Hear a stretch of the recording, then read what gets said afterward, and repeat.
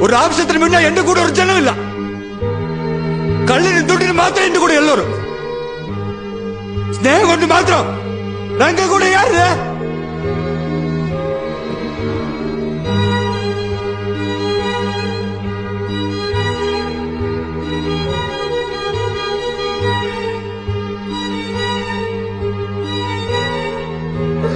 നിങ്ങളാണ് കുറെ വർഷം മേലെ ക്യാഷുള്ള മിണ്ടിയത്.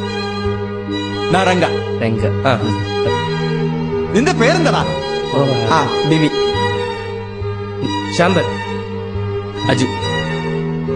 നിങ്ങൾ എന്നെ വലിയ ഫൂളാക്കില്ലേ?